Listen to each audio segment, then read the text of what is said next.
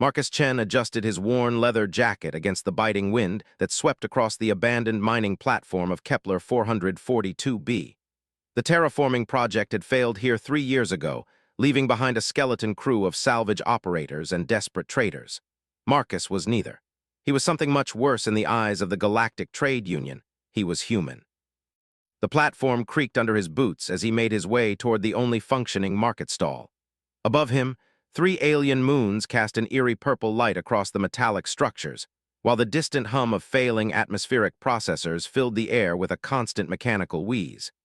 This place was dying, just like most human settlements after the trade wars. "You looking for food, human?" The vendor was a Catharian, his blue-scaled face twisted in the usual expression of disgust that most aliens wore when dealing with his species. "We got fresh Alderian root stew, nutritious algae cakes, or—" The alien paused, his vertical pupils narrowing. "Maybe you want something more suited to your kind's primitive tastes." Marcus had heard this routine before. Ever since humanity's failed attempt to claim territorial rights in the Outer Rim, most alien species treated them like barbaric scavengers. The fact that humans still consumed actual animal meat instead of synthesized proteins was seen as evidence of their savage nature. "What do you have?" Marcus asked quietly, fishing out a handful of credits from his jacket pocket. The metal coins clinked together, each one representing days of hard labor in the asteroid belts. The Catharian's gill slits fluttered with what might have been amusement. "Well, since your people insist on eating actual flesh." He reached under his counter and pulled out a sealed container. "Calarian beast meat, fresh kill. The creature died just yesterday during a hunting expedition on Nexus Prime." Marcus examined the container. The meat inside was a deep purple color with silver striations running through it. He had never seen anything like it, but then again, he had been living on protein bars and recycled water for the past 2 weeks. "How much?" he asked. 50 credits, the vendor replied with a greedy smile. "That's a fair price for such exotic meat. Most species wouldn't touch it, too rich, too wild. But you humans seem to enjoy putting dangerous things in your mouths." Marcus hesitated. 50 credits was nearly half his remaining money, but the protein bars had run out yesterday, and the next supply ship wouldn't arrive for another 10 days. He was already feeling the weakness in his limbs that came with malnutrition. "I'll take it," he said, placing the credits on the counter. As he walked away with his purchase, Marcus didn't notice the hooded figure watching him from the shadows between 2 broken atmospheric recyclers. The figure was tall and slender, with movements that seemed almost too graceful for the low gravity of the mining platform. Marcus made his way back to his small living quarters in the abandoned residential sector. The room was barely large enough for a sleeping mat, a portable cooking unit, and a small storage compartment. Water stains covered the walls, and the air recycling system made a grinding noise that suggested it would fail completely within days. He unsealed the container and examined the meat more closely. It had an unusual smell, not unpleasant, but definitely alien. The texture was firm but seemed to have an almost metallic quality to it. Marcus had eaten stranger things during his years as a freelance cargo hauler. Before the trade wars, he had transported exotic foods across 3 different star systems. He knew how to prepare unusual meat. Using his portable cooking unit, Marcus began to prepare what would become the most important meal of his life, though he had no way of knowing it at the time. He seasoned the meat with the few spices he had left from his cargo hauling days, some Earth-origin black pepper, a packet of dried herbs from Centauri Colony, and a pinch of salt that had cost him dearly on this remote platform.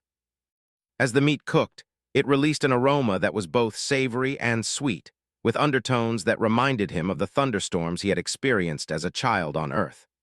The scent seemed to carry through the thin walls of his quarters and into the corridors beyond. Marcus was not aware that this particular aroma was having an effect on someone else on the platform. In a quarters section 3 levels above his own, the hooded figure from the market suddenly stopped in the middle of preparing her own simple meal. Her hands began to shake, and a sound escaped her throat that was part sob and part keening wail. The scent triggered something deep in her alien physiology, a biological response that her species experienced only once in their lifetime, and only when certain precise conditions were met. It was the scent of the bonding feast, a ritual meal that signified the beginning of a lifelong partnership among her people, the Veridians. But her partner was dead, killed in the same hunting expedition that had produced the meat Marcus was now preparing. She had come to this remote platform to escape the sympathy of her own kind, to find a place where she could grieve in solitude. The last thing she had expected was to encounter the exact biochemical trigger that her nervous system associated with the deepest form of emotional and physical connection her species could experience.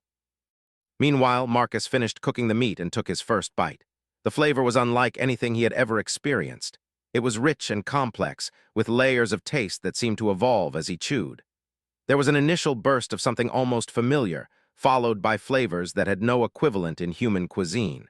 It was deeply satisfying in a way that went beyond mere nutrition. As he ate, Marcus felt a strange sense of warmth spreading through his body. At first, he attributed it to finally having a proper meal after days of inadequate nutrition. But the sensation was different from simple satisfaction. It was as if every cell in his body was responding to the food in a way that felt almost emotional.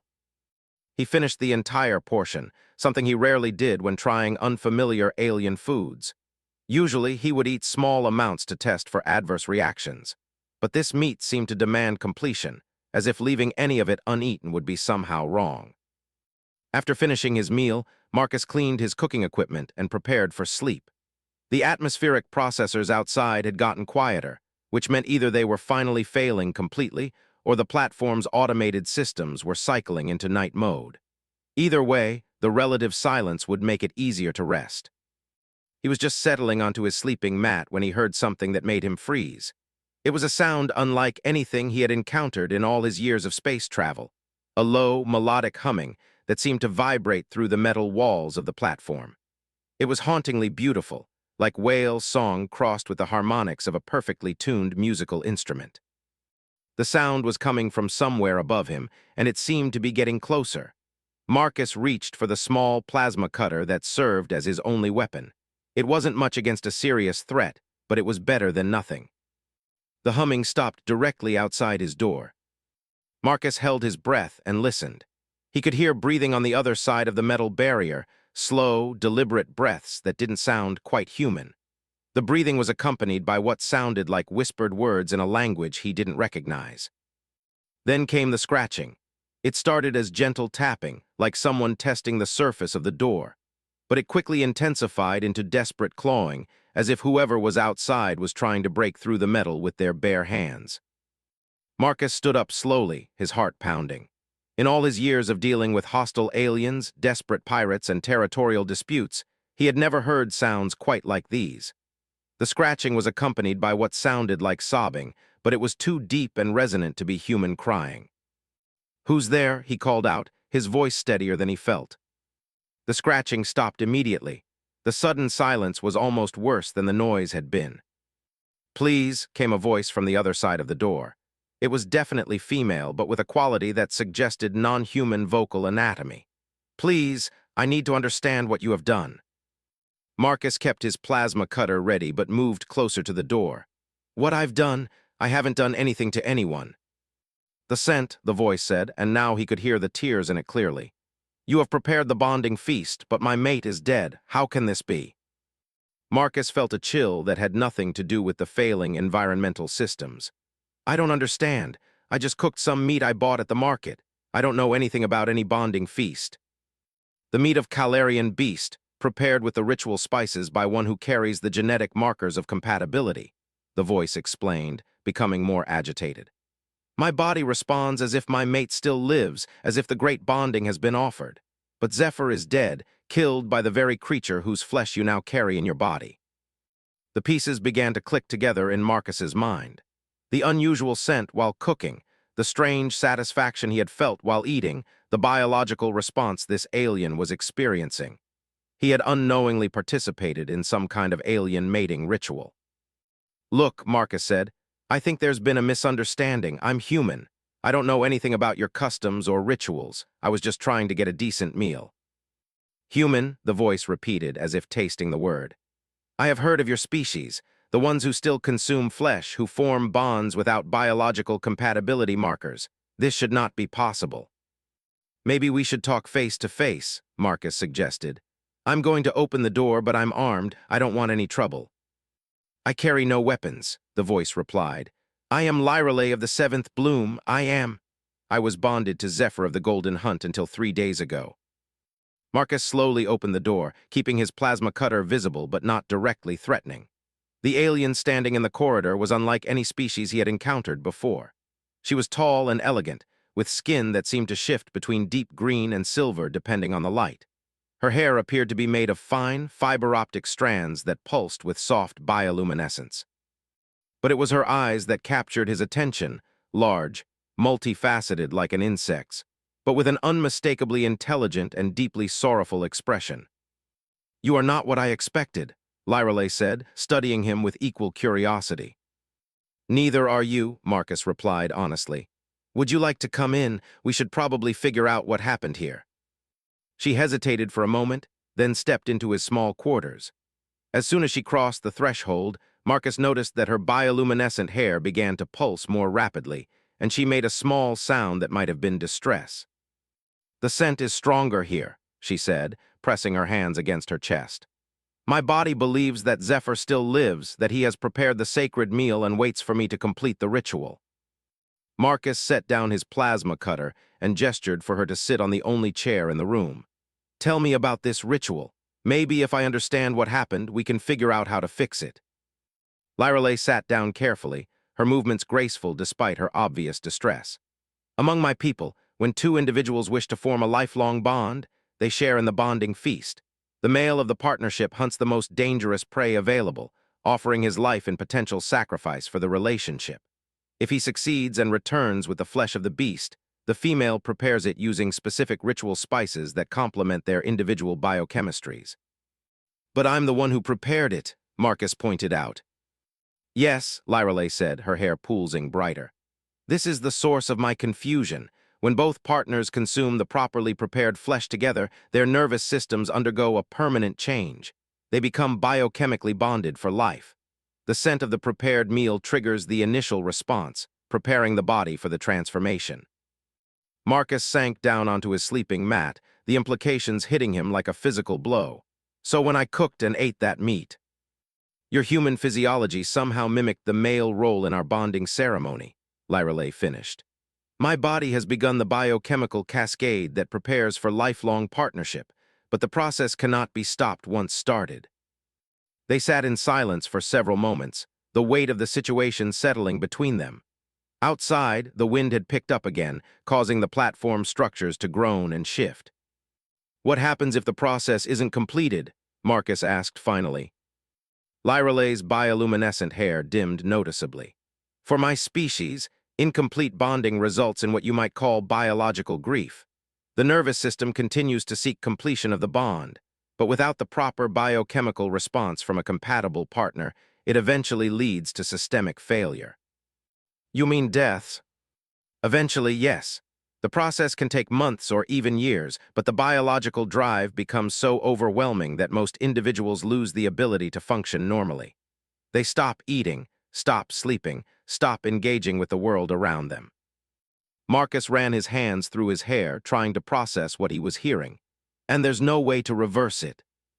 "Not among my people, no. Once the bonding process begins, it must either be completed or—" She didn't finish the sentence. "What about with a human?" Marcus asked. "I mean, I ate the meat, I can smell whatever it is that's affecting you. Maybe my nervous system responded in some way." Lyrelay looked at him with an expression that seemed to combine hope with skepticism. "I do not know. There has never been interaction between our species in this manner. Your biochemistry is completely unknown to me." Marcus stood up and began packing the small space of his quarters. "Okay, let's think about this logically. You said both partners need to consume the prepared flesh together, right?" "Yes." "Well, I already ate all of it, so that part of the ritual can't be completed anyway." Lyrelay's hair pulsed in what might have been distress. "You consumed the entire portion? The ritual requires that both partners eat simultaneously, sharing the same piece of meat to create the biochemical synchronization." "I didn't know," Marcus said defensively. "I was just hungry." "I understand," Lyrelay replied, her voice soft with resignation. "You could not have known. My fate was sealed the moment my nervous system responded to the scent. I will return to my quarters and prepare for the long dying." "Wait," Marcus said suddenly. What if we tried something else? What do you mean? Marcus turned to face her fully. You said your people form biochemical bonds through shared consumption of this prepared meat, but humans form emotional bonds in different ways. What if we tried to complete some kind of bond using human methods instead?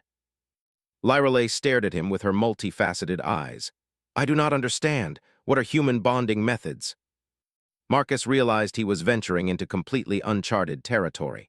Well, humans form partnerships through emotional compatibility, shared experiences, mutual care, and support. We don't have specific biological requirements. But my nervous system requires biochemical completion, Lyrale said. Without the proper chemical triggers, the bonding cascade will remain incomplete.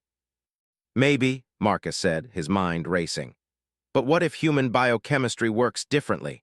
What if emotional bonding can trigger similar chemical responses in humans, and those responses might be compatible with your nervous system? It was a wild theory, based on nothing more than desperate hope and incomplete understanding.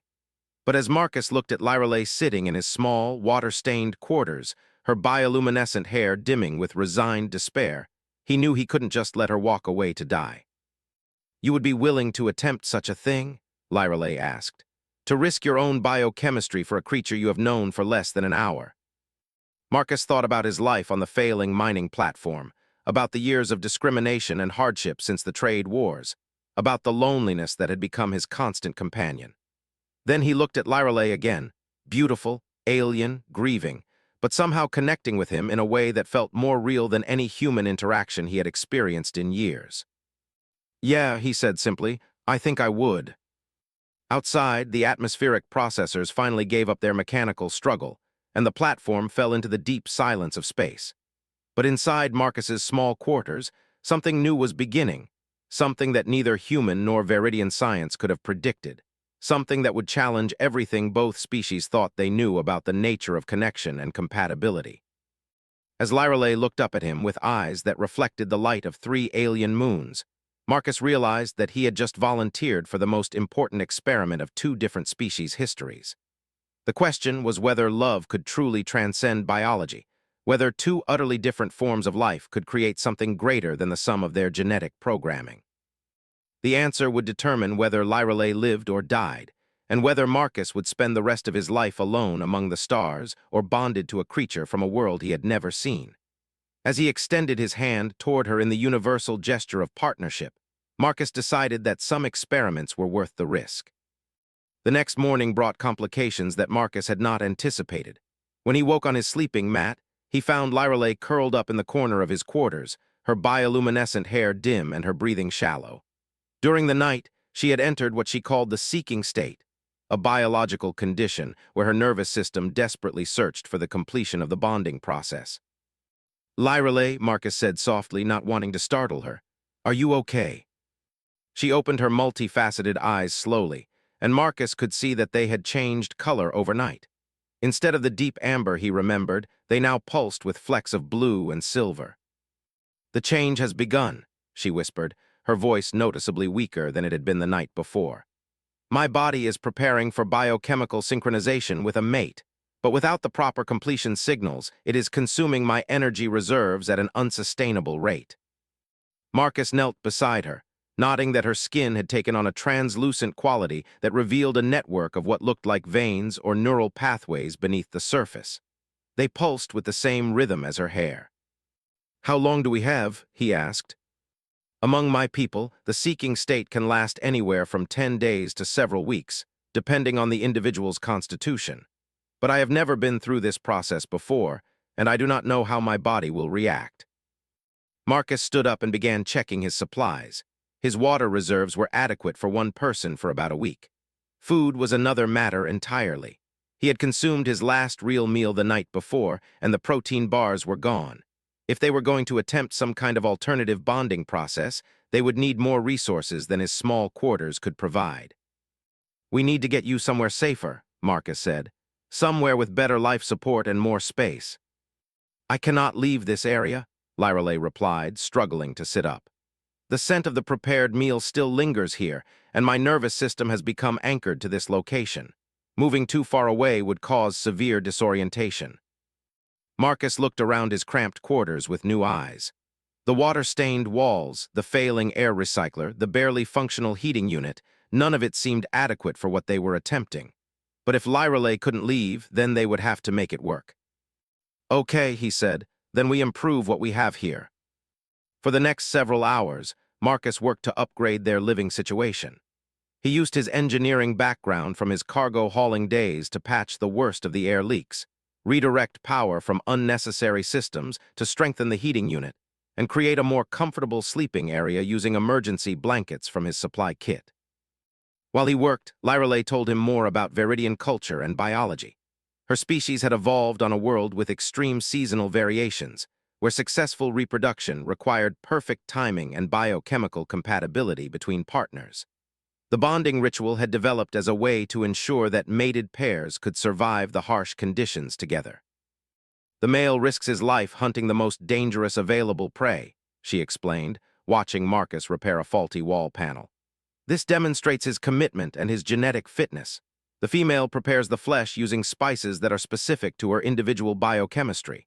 When both partners consume the prepared meat simultaneously, their nervous systems synchronize, creating a permanent biochemical link. What does that link actually do? Marcus asked, pausing in his work. Bonded pairs share certain physiological responses. They can sense each other's emotional states, their nutritional needs, their health status. During times of stress or danger, their bodies coordinate to maximize survival chances. And, she hesitated. And what? They become reproductively compatible only with each other. The biochemical bond ensures that any offspring will carry the optimal combination of both parents' genetic advantages. Marcus sat back on his heels, considering this information. So it's not just an emotional connection, it's a complete biological partnership. Yes, among my people, bonded pairs rarely spend more than a few days apart. The separation causes significant distress for both individuals. This revelation added another layer of complexity to their situation. Marcus was beginning to understand that what they were attempting might fundamentally change both of their biologies in ways neither of them could predict. What about Zephyr? Marcus asked gently. How long had you been together? Lyrelay's bioluminescent hair dimmed again. We had completed the formal bonding 3 cycles ago, which would be approximately 18 months in your time measurement. We were preparing to establish a breeding territory when the hunting expedition was organized. You said he was killed by the same creature whose meat I cooked. What happened? Calarian beasts are among the most dangerous predators in this sector of the galaxy. They are intelligent, incredibly strong, and they hunt in coordinated packs. Zephyr was part of a group that attempted to track a pack that had been attacking trade convoys. Lyrelay paused, her eyes taking on a distant quality. According to the survivors, Zephyr managed to kill the pack leader, but he was mortally wounded in the process. The other hunters brought his body back along with the beast's carcass.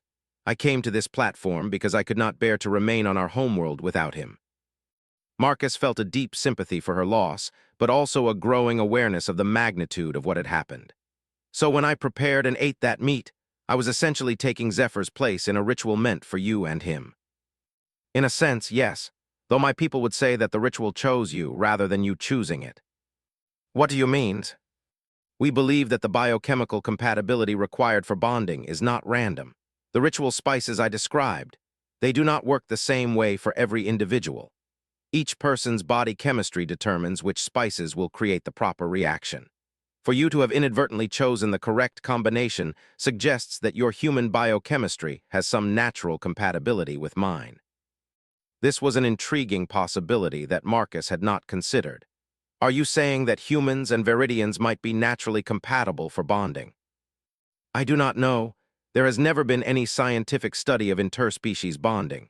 Most galactic species consider the practice impossible or undesirable. Marcus resumed his work on the wall panel, but his mind was racing with possibilities. If there was indeed some natural compatibility between humans and Viridians, then their attempt to complete the bonding process might have a better chance of success than he had initially thought. As the day progressed, Lyrelay's condition continued to deteriorate. The seeking state was taking an increasing toll on her energy reserves, and Marcus could see that she was struggling to stay conscious for more than a few hours at a time. By evening, he had made their quarters as comfortable as possible under the circumstances. He had even managed to rig a small water recycling system that would extend their supply significantly. But Lyralay's biological needs were beyond his engineering skills to address. "We need to try something," he said as she woke from another period of unconsciousness. "You're getting weaker." "I know," she replied, her voice barely above a whisper. "My body is preparing for final synchronization, but without the proper biochemical triggers, it will begin shutting down non-essential functions." "What can I do? How do I provide the triggers you need?" Lyralay looked at him with eyes that now pulsed constantly with blue and silver light. "Among my people, the completion of bonding requires physical contact during a shared emotional experience. The original ritual involves consuming the prepared meat while in close physical proximity, allowing the biochemical changes to synchronize between both nervous systems." Marcus felt heat rise in his cheeks. "You mean like intimate contact?" "Not necessarily reproductive contact," Lyralay clarified. "But yes, physical touch that allows for the exchange of biochemical signals between our nervous systems. Your skin produces chemical markers just as mine does. If there is compatibility between our species, those markers might trigger the completion response my body needs." Marcus sat down beside her, trying to process what she was telling him. "So we need to basically simulate the bonding ritual using human biology instead of Viridian biology. It is the only possibility I can imagine. Though I must warn you, if our species are compatible in this way, the process might be irreversible for you as well.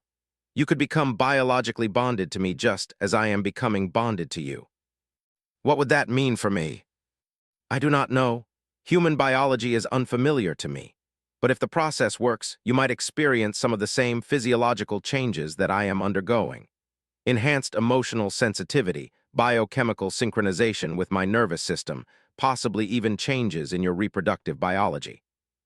Marcus stood up and began packing again, a habit he was developing whenever he needed to think through complex problems. The risks were enormous and completely unknown, but the alternative was watching Lyralay slowly die from a biological process that he had inadvertently triggered. "There's something else we should consider," Marcus said after several minutes of silence. "If this works, if we somehow complete this bonding process, what happens afterward? I'm human, you're Viridian. Our species barely tolerate each other under the best circumstances." Lyralay managed a weak smile. "You are concerned about social compatibility." "Among other things, yes. I've spent years dealing with discrimination because I'm human. If we're bonded together, that discrimination extends to you as well." "Perhaps," Lyralay said, "or perhaps a successful interspecies bonding would demonstrate something important about the nature of connection and compatibility. There are many in the galactic community who believe that understanding between species is impossible." Marcus looked at her lying weakly in the corner of his small quarters, her bioluminescent hair barely glowing, her breathing shallow and labored.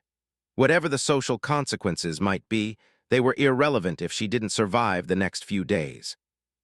"Okay," he said, sitting down beside her again. "Tell me what we need to do."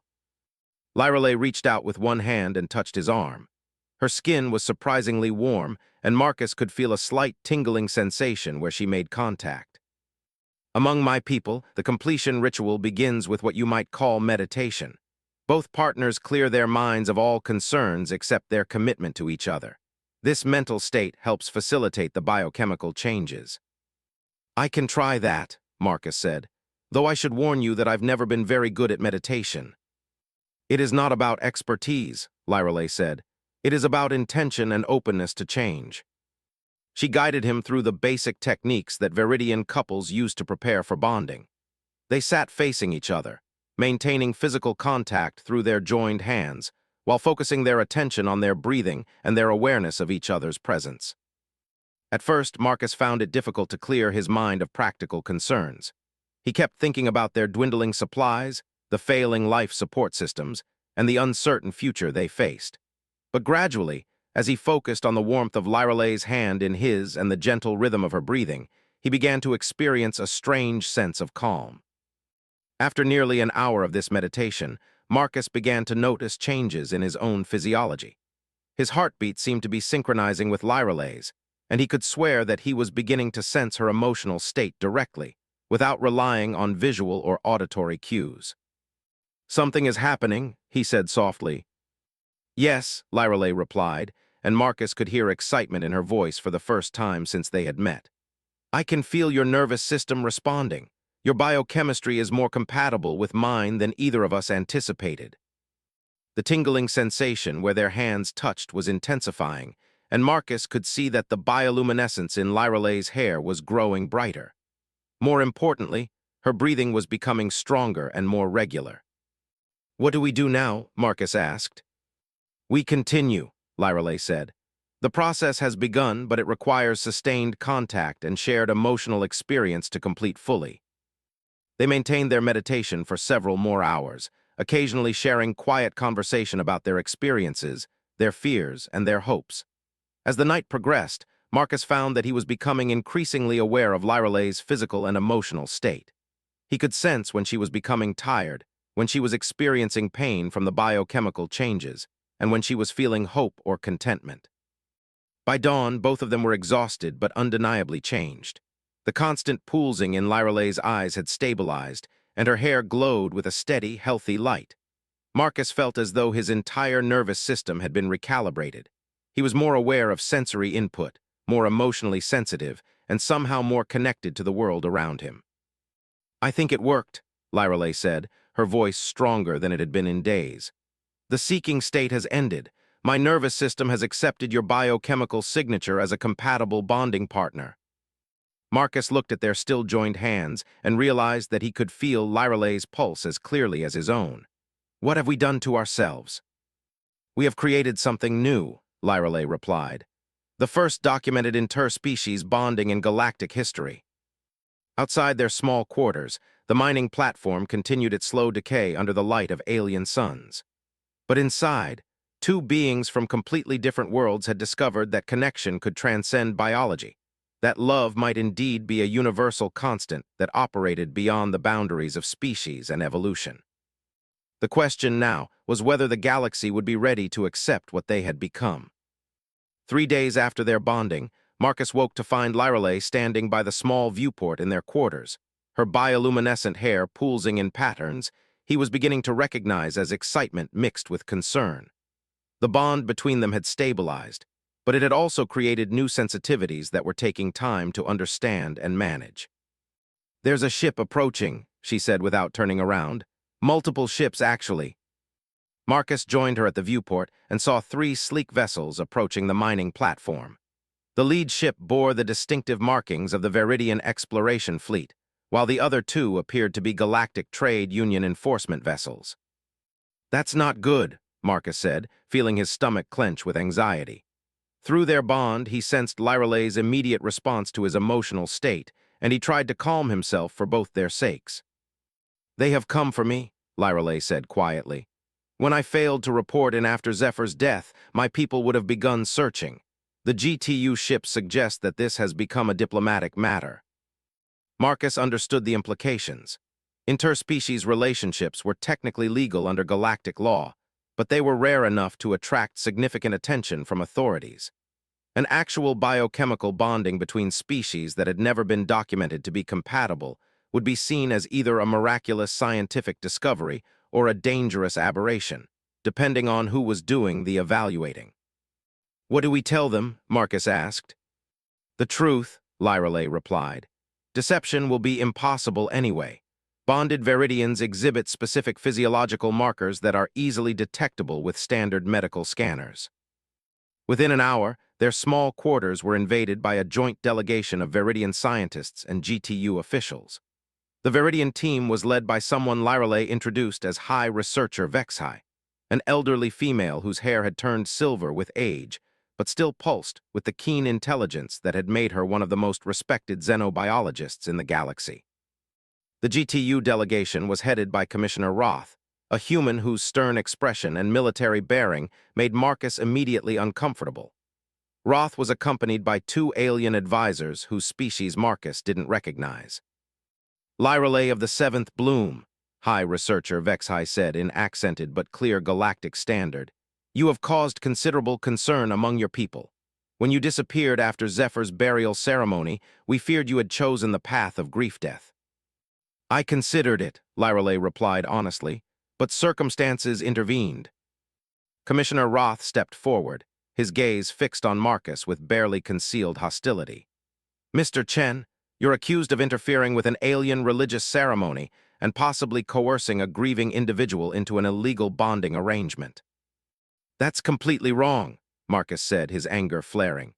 Through the bond, he felt Lyreley's calming influence, but also her own rising indignation at the commissioner's accusations. If I may, High Researcher Vexhai interrupted, perhaps we should conduct our examinations before drawing conclusions about what has occurred here. What followed was the most invasive and uncomfortable experience of Marcus's life. The Viridian scientists used scanners that detected biochemical markers he didn't know he possessed, while the GTU medical team subjected him to tests that mapped everything from his neural activity to his genetic markers. Lyreley underwent similar examination, though the Viridian team seemed more familiar with her physiology.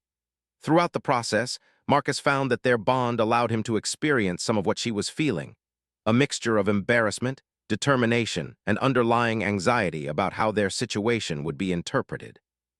After several hours, both research teams huddled together to compare their findings, leaving Marcus and Lyreley sitting in their small quarters under the watchful eyes of GTU security personnel. This is not how I imagined introducing you to my people, Lyreley said quietly, reaching for Marcus's hand. At least they can't deny that it's real, Marcus replied. Whatever these scans are showing them, they have to see that we're actually bonded.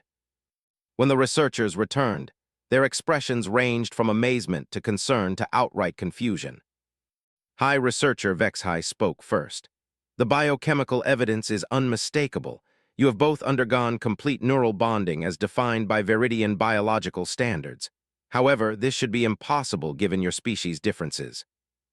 Impossible how? Marcus asked. The bonding process requires precise biochemical compatibility between nervous systems, one of the younger Viridian scientists explained. The probability of random compatibility between species that evolved on different worlds, with different atmospheric compositions, different genetic foundations, and different evolutionary pressures, is essentially zero. Commissioner Roth looked skeptical. Are you saying this bonding couldn't have occurred naturally? We are saying it could not have occurred randomly, High Researcher Vexhai clarified. The level of biochemical synchronization we are detecting requires either genetic engineering or... She paused, considering her words carefully. Or what? Lyreley asked. Or your species may share common evolutionary heritage that we have not previously documented.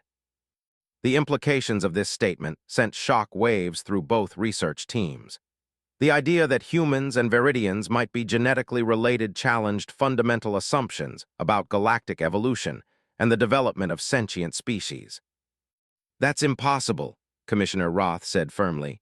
Human evolutionary history is well documented. We evolved on Earth from terrestrial primates. And Viridians evolved on Viridian Prime from arboreal hunter-gatherers, added the young Viridian scientist. Our worlds are separated by hundreds of light years and have completely different environmental conditions.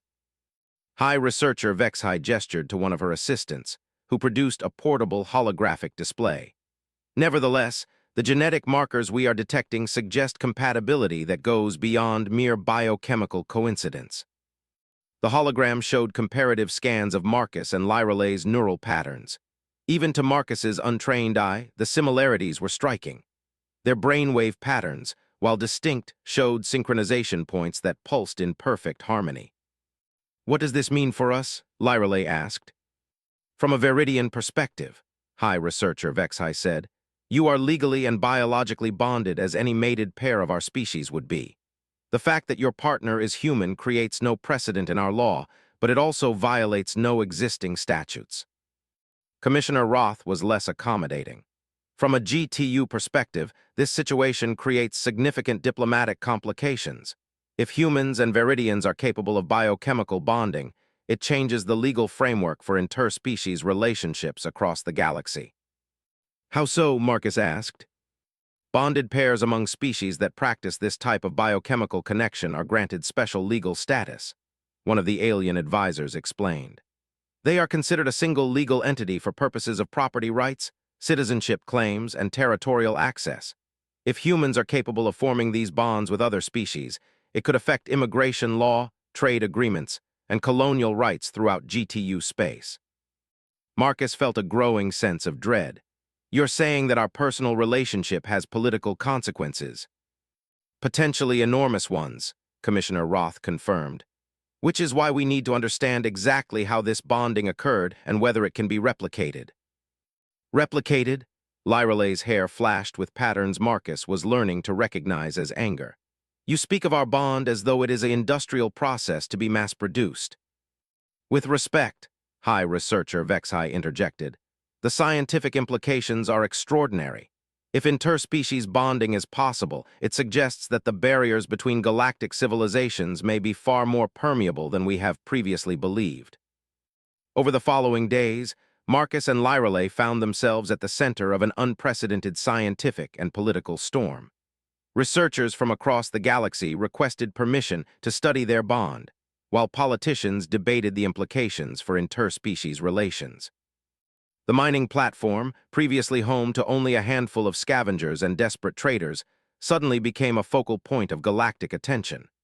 Ships arrived daily carrying scientists, diplomats, journalists, and curiosity seekers, all wanting to witness the first documented case of interspecies biochemical bonding.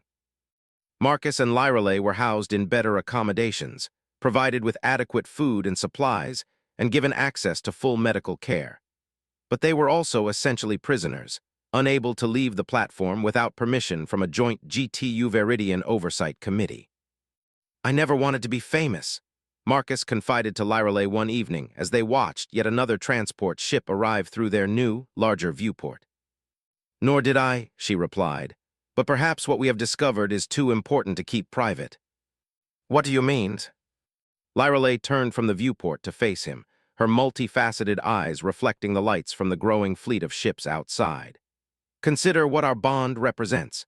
Two species that have spent centuries viewing each other as alien and incompatible have discovered that we share something fundamental. You think this could improve relations between humans and other species? I think it could change how all species view the possibility of true understanding, Lyralay said. For too long, the galaxy has been divided by the assumption that biological differences make genuine connection impossible. Marcus took her hand, feeling the familiar tingle of their biochemical link. But it's not just biological, is it? The bonding process required emotional compatibility too. We had to choose to connect with each other. Exactly. The biological potential was there, but it required conscious decision and mutual commitment to activate. Their conversation was interrupted by a chime from their door communication system. High Researcher Vexhai's voice came through the speaker. Marcus and Lyralay, we have received a request for audience that you should consider carefully. Who from? Lyralay asked. The Galactic Council. They wish to invite you to present your experience before the full assembly. Marcus felt his heart skip a beat. The Galactic Council was the closest thing to a unified government that the galaxy possessed, though its authority was limited and its sessions were often more symbolic than practical. What would we be expected to do? Marcus asked. Simply tell your story, High Researcher Vexhai replied. Allow the Council representatives to understand what has occurred between you and what it might mean for interspecies relations. Marcus looked at Lyralay, sensing her mixture of excitement and apprehension through their bond. What do you think? I think we have an opportunity to demonstrate something important, she said, but I also think it will change our lives forever. They're already changed, Marcus pointed out. The question is whether we want to have some control over how they continue to change. After several hours of discussion, they agreed to accept the invitation. Within days, they found themselves aboard a luxury transport vessel heading for the galactic capital, accompanied by an escort that included ships from a dozen different species. As Marcus watched the stars shift past the transport's viewports, he reflected on how dramatically his life had changed in just a few weeks. He had gone from being a lonely scavenger on a dying mining platform to being one half of the galaxy's most famous couple. Are you ready for this? Lyralay asked, joining him at the viewport. Marcus took her hand and felt their shared heartbeat through the biochemical link that now defined both their lives. I don't think anyone could be ready for this, but I'd rather face it with you than face anything else alone. The transport ship continued its journey toward the galactic capital, carrying with it two beings whose accidental love affair was about to challenge everything the galaxy thought it knew about the nature of connection, compatibility, and the possibility of understanding between different forms of life. Behind them, the mining platform had already begun its transformation into a research station dedicated to studying interspecies bonding. Ahead of them lay questions that would reshape the political and social landscape of galactic civilization. But in the quiet of the transport cabin, Marcus and Lyrale existed in a space that transcended politics and science, a space where two different forms of life had discovered that love might indeed be the most powerful force in the universe. The Galactic Council chambers were more imposing than Marcus had imagined from the historical recordings he had seen. The vast amphitheater could accommodate representatives from over 300 species, arranged in concentric circles that rose toward a domed ceiling painted with stellar maps from across the galaxy.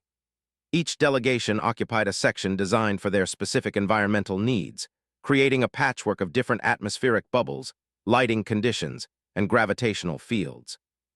Marcus and Lyrale sat in a special witness area at the center of the chamber, surrounded by translation equipment and monitoring devices that would allow every species present to follow their testimony. The attention of hundreds of alien eyes focused on them felt overwhelming, and Marcus was grateful for the calming effect of their biochemical bond.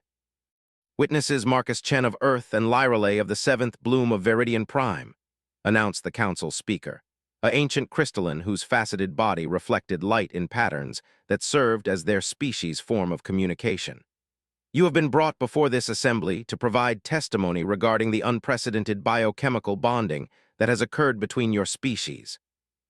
Marcus stood up slowly, acutely aware that every word he spoke would be recorded and analyzed by xenobiologists, politicians, and historians across the galaxy. Thank you for this opportunity. I want to begin by making something clear. Neither Lyrale nor I intended for any of this to happen. We were strangers thrown together by circumstances, trying to survive on a failing mining platform. Yet you chose to attempt an interspecies bonding ritual, interrupted the representative from the hegemony of Keth, a species known for their strict adherence to genetic purity. This was not an accidental occurrence. The ritual was accidental, Lyrale said, rising to stand beside Marcus.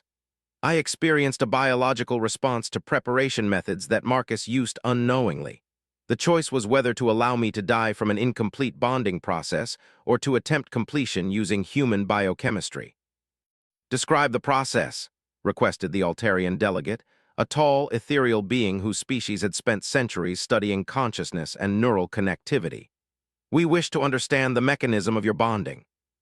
Over the next several hours, Marcus and Lyrale provided detailed testimony about everything that had occurred, from the initial purchase of the Calarian beast meat through the meditation and contact procedures that had completed their bond. They answered questions about their emotional states, their physical sensations, and the ongoing effects of their biochemical connection. The questions came from dozens of species, each approaching the phenomenon from their own cultural and scientific perspective. Some delegates seemed fascinated by the possibilities their bond represented, while others appeared deeply disturbed by the implications for traditional species boundaries. This bonding you describe, said the representative from the Confederation of Hive Minds, it resembles the collective consciousness that governs our species. Are you saying that individual-based species can achieve similar neural integration? Not exactly, Marcus replied. We maintain our individual consciousnesses and decision-making capabilities, but we do share certain emotional and physiological responses. Can you demonstrate this sharing?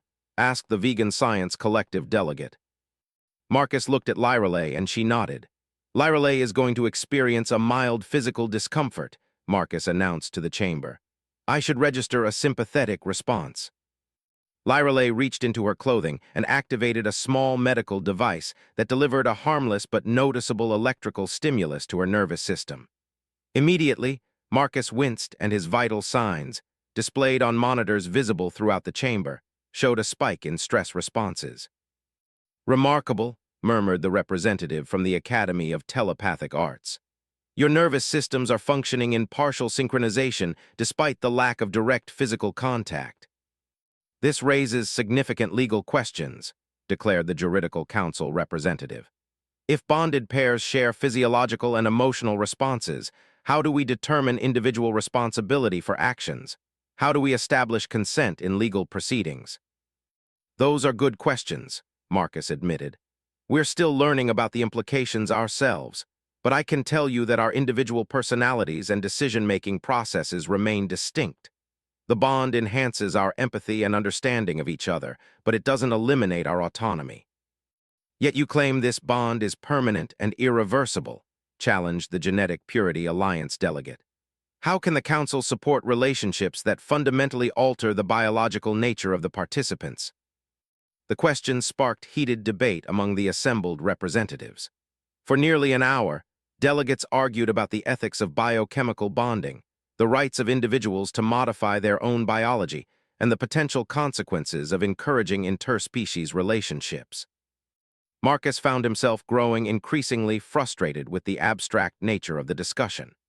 These politicians and scientists were debating the theoretical implications of his and Lyrale's relationship, as if they were laboratory specimens rather than sentient beings who had fallen in love. If I may interrupt, Marcus said, his voice carrying more authority than he had intended. The chamber fell silent. I understand that our situation raises important questions about law, science, and interspecies relations, but I think you're missing something fundamental. He stood up and moved to the center of the speaking area, feeling Lyrale's support and encouragement through their bond.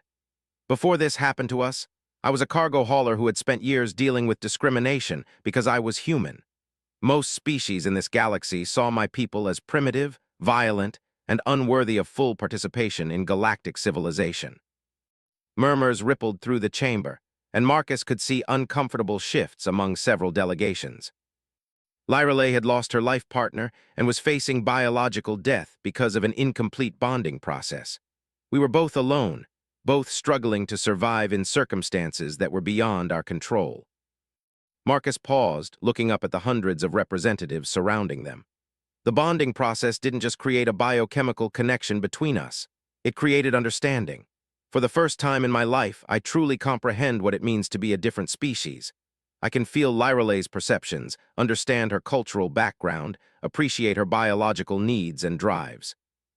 Similarly, Lyrale said, standing to join him, I now understand human emotional complexity, individual determination, and the capacity for adaptation that has allowed your species to thrive in environments across the galaxy. What you're debating here, Marcus continued, is whether the galaxy is ready for true interspecies understanding. Not just tolerance, not just peaceful coexistence, but actual empathy and connection between different forms of life. The chamber remained silent, and Marcus could sense that his words were having an impact on at least some of the representatives. The bond between us proved something that many in this chamber have probably never considered possible, Lyrale said. It proved that the barriers between species are not as absolute as we have always believed.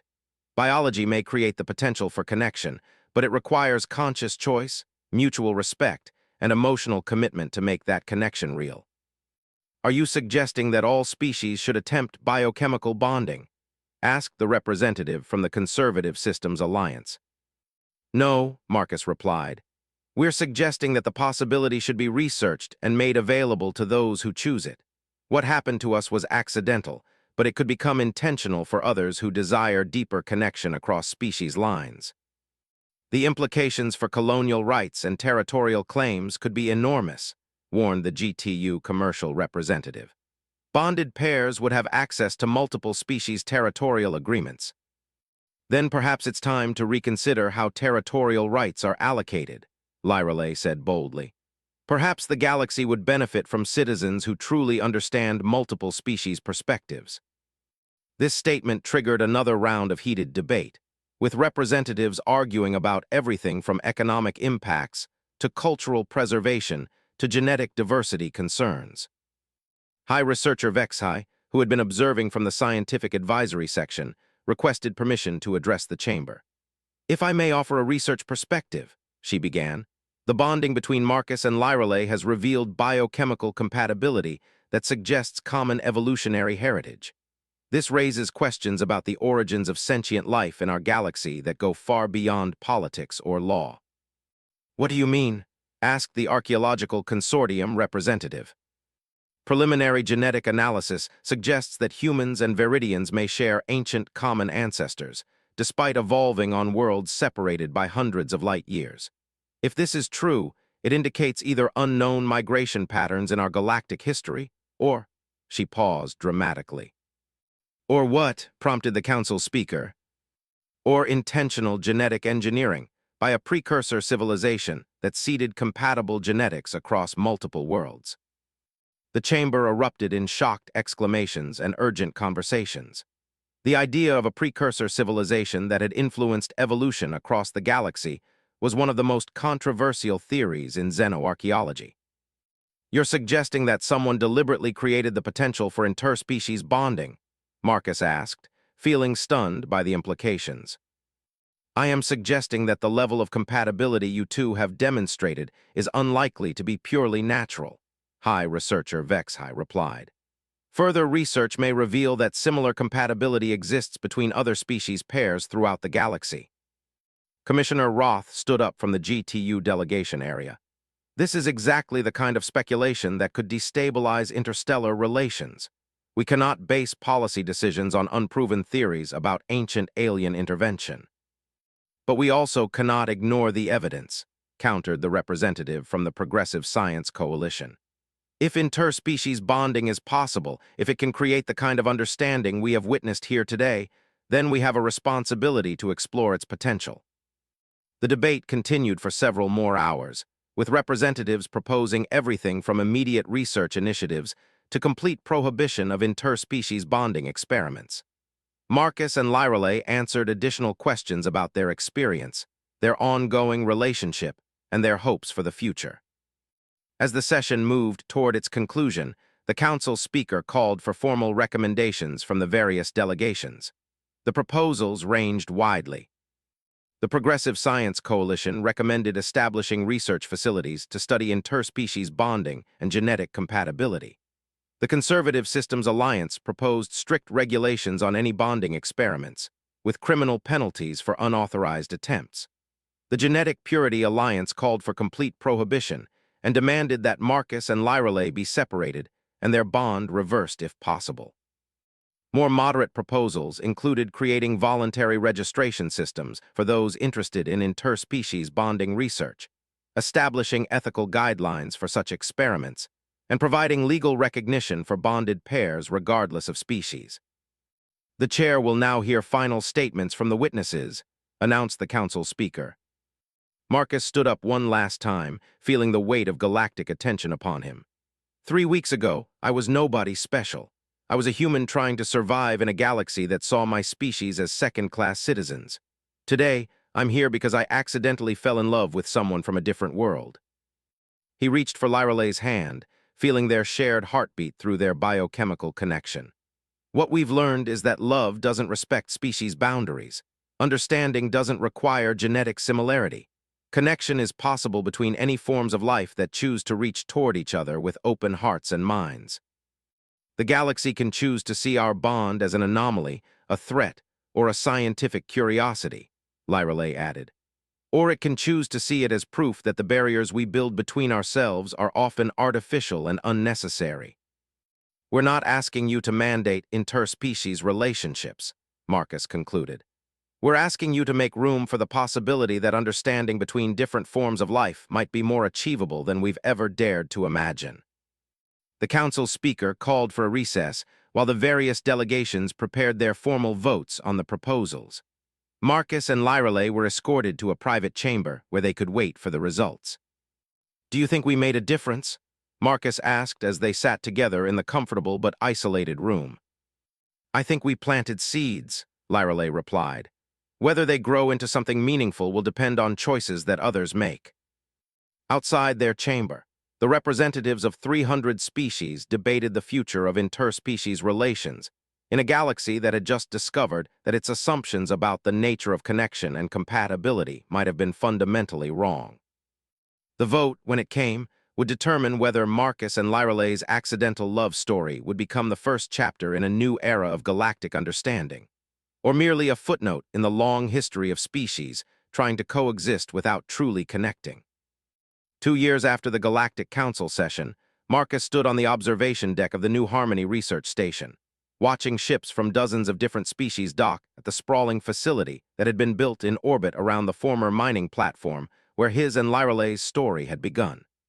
The station had become the galaxy's first dedicated center for interspecies bonding research and cultural exchange.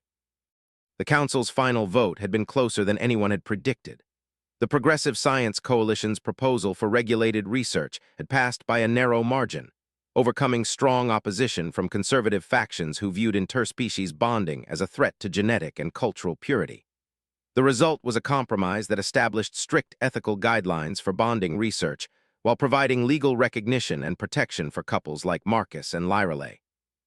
The morning transport brought 17 new research applicants, Lyralay said, joining Marcus at the viewport.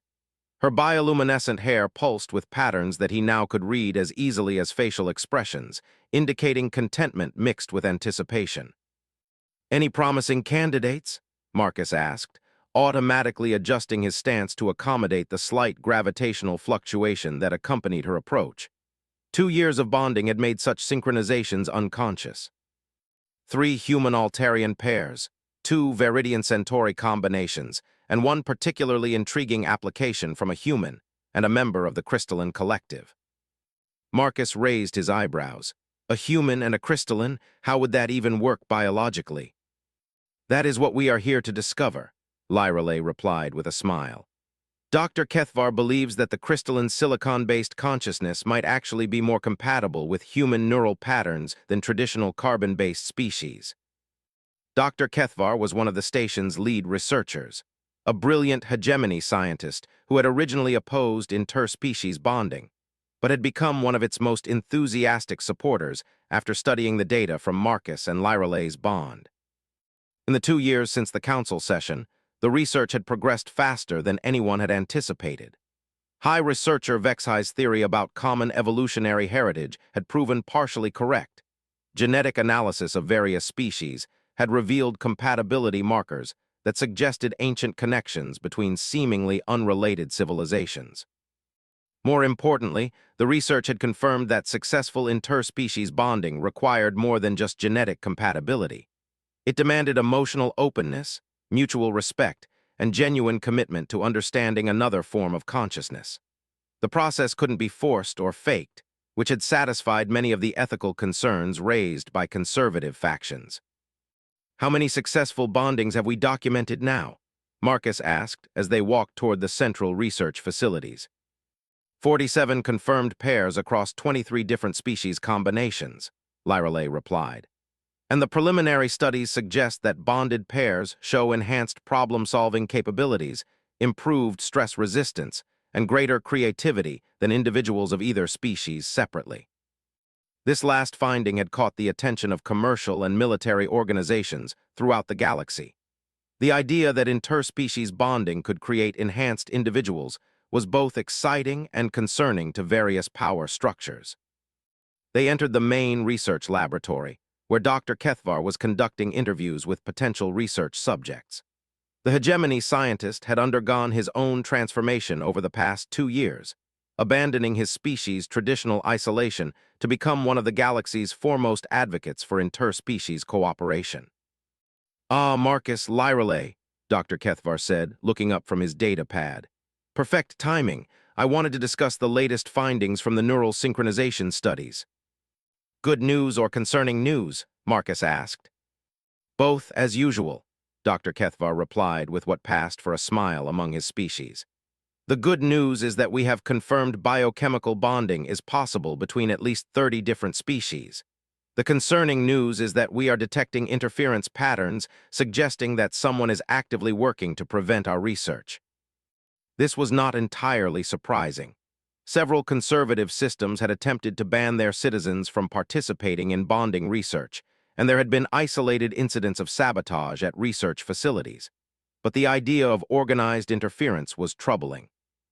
"What kind of interference?" Lyralay asked.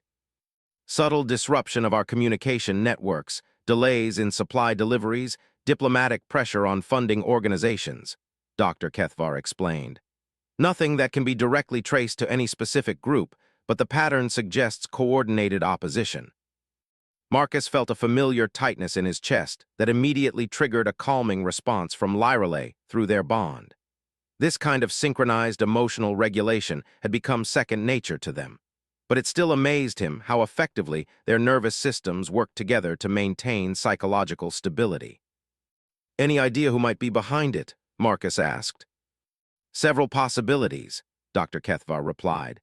"The Genetic Purity Alliance remains openly opposed to our work. Certain commercial interests are concerned about the economic implications of enhanced interspecies cooperation. And there are always those who benefit from maintaining barriers between different civilizations." Before their conversation could continue, an alert chimed through the station's communication system. "All personnel to emergency stations. We have an incoming priority diplomatic vessel." Marcus and Lyreley exchanged glances. Priority diplomatic vessels usually meant either very good news or very bad trouble. They made their way to the station's command center, where Commander Torres, a human who served as the station's administrative director, was coordinating with traffic control. "What's the situation?" Marcus asked.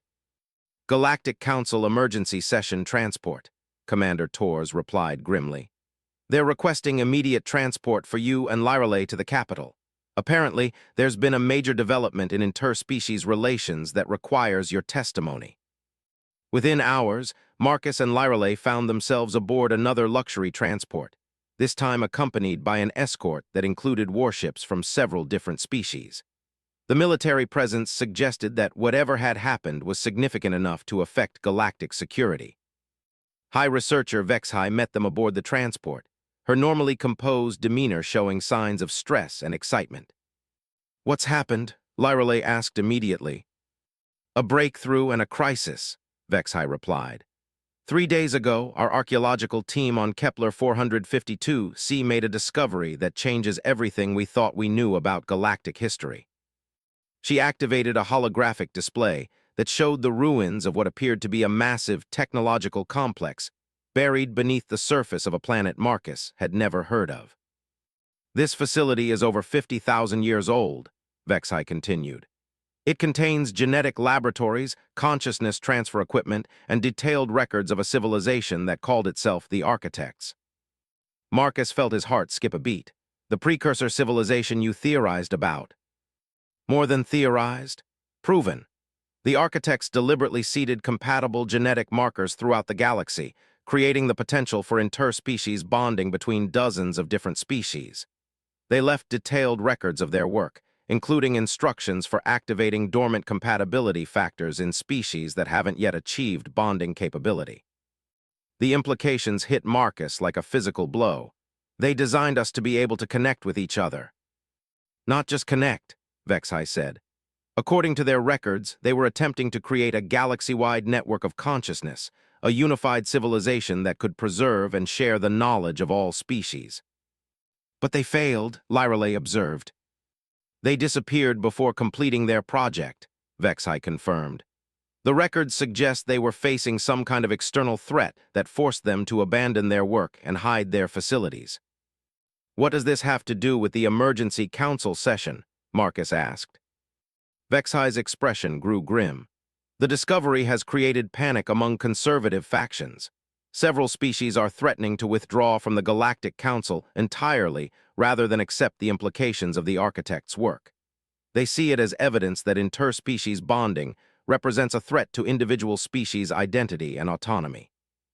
"More immediately," she continued, 3 different military coalitions are moving toward the Kepler 452c system, each claiming the right to control access to the Architect facilities. We're on the verge of the first multi-species war in over 2 centuries. The transport ship continued its urgent journey toward the galactic capital, but Marcus found it difficult to focus on the strategic implications of what they were facing. The revelation that his and Lyreley's bond was part of an ancient plan to unify galactic civilization raised profound questions about free will, identity, and the nature of love itself. "Do you think our feelings for each other are real?" he asked Lyreley as they stood together in their private cabin. Or are they just the result of genetic programming? Lyreley took his hands, and he felt the familiar tingle of their biochemical connection. Does it matter? She replied. The capacity for love may have been designed by the architects, but the choice to love was ours. The architects created the potential, she continued, but they could not create the commitment, the trust, the willingness to risk everything for another being's welfare. Those came from our own hearts and minds. Marcus looked into her multifaceted eyes and realized she was right. Whatever ancient genetic modifications had made their bonding possible, the emotions they shared were real and chosen.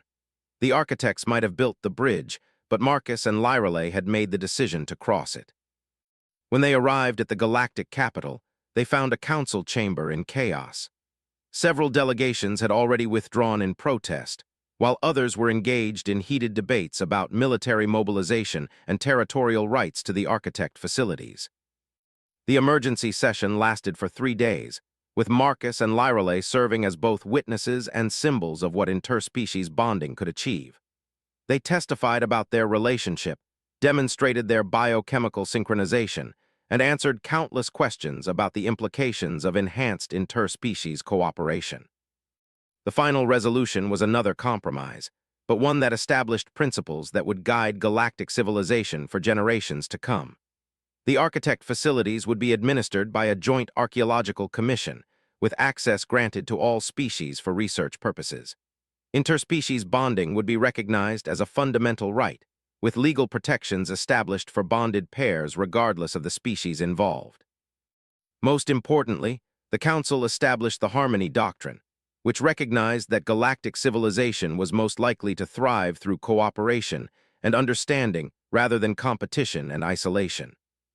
5 years later, Marcus stood once again on an observation deck, but this time he was watching the construction of New Architect City, the first truly interspecies settlement in galactic history. The city was being built around a newly discovered architect facility, and it would serve as both a research center and a demonstration of what unified galactic civilization might look like. Lyreley joined him at the viewport, her movements now so synchronized with his that they seemed like two parts of a single organism. In her arms, she carried their daughter, the first documented human Veridian hybrid, living proof that the barriers between species were indeed more flexible than anyone had imagined. She has your eyes, Marcus said, gently touching the infant's cheek. The baby's multifaceted eyes were smaller than typical Veridian eyes but larger than human eyes, and they already showed signs of the intelligence that characterized both species. And your determination, Lyreley replied. She reaches for everything within sight, just as you reached for a relationship that everyone said was impossible. Their daughter was not the only interspecies child in the galaxy. As bonding research had advanced, reproductive compatibility between various species had proven more common than expected. The galaxy was gradually filling with children who represented living bridges between different worlds and cultures. Do you ever regret it? Marcus asked, watching construction crews made up of dozens of different species work together to build their impossible city. Taking that first risk with a stranger who had accidentally triggered your bonding response. Lyreley smiled, her bioluminescent hair pulsing with patterns their daughter was already learning to recognize. Never. You gave me a choice between dying alone and living connected. You gave me hope when I thought hope was lost. You gave me something too, Marcus replied. You gave me proof that love is stronger than prejudice, that understanding is possible between any beings willing to reach toward each other. Their daughter gurgled softly, her tiny hand reaching toward the viewport where ships from across the galaxy continued their endless dance of cooperation and discovery. Outside, the construction of New Architect City continued, powered by the vision of beings who had learned that the bridges between species were not obstacles to overcome, but opportunities to celebrate. The architect's ancient dream of galactic unity was finally becoming reality, built not through genetic engineering or technological manipulation, but through the simple recognition that love, understanding, and commitment could indeed transcend any barrier. Marcus and Lyreley had begun their journey as strangers sharing a desperate meal on a failing mining platform. They had become partners in the most important love story in galactic history, proving that what began as meet could indeed become marriage. and that marriage could become the foundation for a new kind of civilization. Their accidental bond had become the template for a galaxy learning to see itself not as a collection of isolated species competing for resources, but as a family of conscious beings capable of growing stronger together than any of them could ever be alone. In the end, that might have been the architect's greatest gift to the galaxy, not the genetic compatibility that made bonding possible, but the demonstration that conscious beings, given the opportunity and the choice, would almost always choose connection over isolation, love over fear, and understanding over prejudice. The future stretched ahead of them, filled with challenges and possibilities that neither human nor Veridian could have imagined facing alone. But together, bonded in body and spirit, committed to each other, and to the larger community of conscious beings they were helping to create, they were ready for whatever that future might bring.